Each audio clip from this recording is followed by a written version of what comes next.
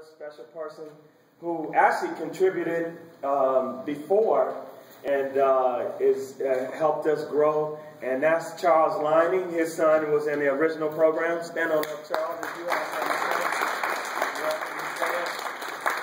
Yeah, I just want to say that the whole time these kids have been committed to making it happen, and it really showed. All their efforts really showed, and they did a really good job. I'm really proud of them. So thanks, guys.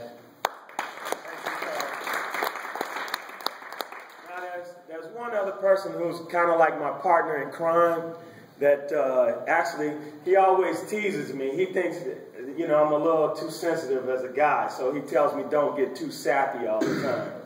But to me, loving people is just what I do. I was made that way, and it's because of that that I do what I do. Because it's not about the money. Because from the time we started, it hasn't been about the money. It's been about making a difference in these young men's lives.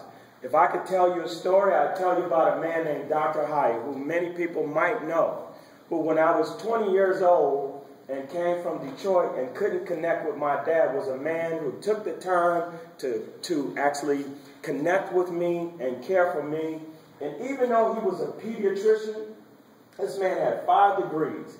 He had a degree in medicine, law, theology, and psychology. And when he was about 74 years old, he got a degree in psychiatry. So he was an amazing man, but he always said, a bird may fly high, but water is on the ground. And so he took the time to love on me and fill a need that I had as a young man that has helped me to develop. And he's in heaven now, but I thank Dr. Hyatt for being loving enough to take that time to help a young man. And he loved people, and he made me learn. He did both. He didn't just love me. He loved me and made me learn. So it was a perfect combination of things that he did for me. And so that's one of the reasons why I feel obligated to do what I do. But having said that, one of my partners in crime, I want to actually show some special recognition to him. He's probably real sensitive. That's why he probably says don't get too sappy. But I want everyone to acknowledge Avery Tillich for the hard work that he's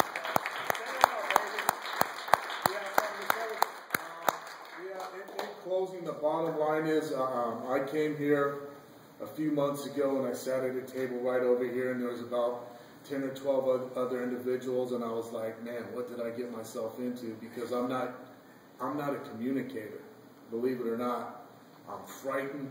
I'm quivering right now. I might not be shaking. But this isn't what I do. I had to come to a point where I had to step out of my comfort zone, step out of the box, and I needed to do something. I needed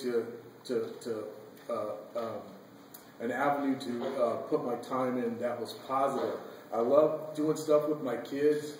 My kids are my best friends, so I figured, I love doing stuff for kids. So this was an opportunity to step out of my box, step out of my comfort zone, and raise my hand and okay, I'll commit to doing this. And then, next thing you know, it's like, okay, can you call Guy McIntyre? And I'm like, what? Can you call Ahmad Brooks? Can you put his number in your phone? And I'm like, are you serious? I'm just a regular guy, but it comes to a point where you got to step out of your comfort zone, and this is for the kids and everything like that. Bottom line is, we all need to do what we can to help these students because they're our future. We're talking about commitment and focus and discipline, results, excellence. All of this stuff is fine. You're going to use it on the gridiron, but you want to remember you can also use all of these principles in life to succeed and to get ahead and to achieve your goals. So if we did anything here to help one person, then our goal is accomplished, but we don't want to just stop at one. You know what I'm saying? We want to reach as many as we can, and with your help, I think we can achieve that. So give yourselves a hand. I'm going to leave a little bit of time. Everybody's has been patient and enjoyed it. And so the Dr. Hyde and me would say cut it short. If you have a quick comment you'd like to make, please stand. We want to make sure parents have a chance to make a quick comment.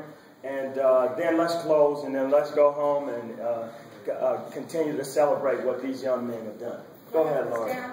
Yeah, go ahead. First of all, I want to commend you for actually getting us going. Yes. I tried to kind of start in the beginning and wasn't able to commit to it, but yes. I think you're a wonderful person, and I think you're really good with the kids, and you've got some great ideas and support, and I hope you guys all take advantage of it. And I know several kids back there, and I'm super proud of you guys for sticking with it and committing. And I think you have a lot to learn, and like they said, it will take you far in life, not just here. And just being accountable at your age is a big thing. So, good job.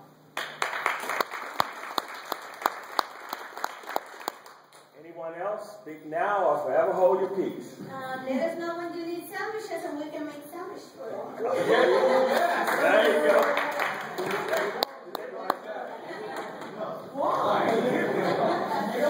And any further comments? Well, thank you. Oh, you're welcome. You're welcome. So, thank you all for coming. Thank you guys. You guys are the stars. You guys are going to make the difference. You guys are the leaders. So, take what you learn, share, and show responsibility for your team and your teammates, and for your education, and for your community. And guess what? You're right. This is not the end. We have something special planned for you guys next. We'll be rolling that out in a few weeks. And so, in any event, without any further ado, the meeting is now closed. Thank you for coming.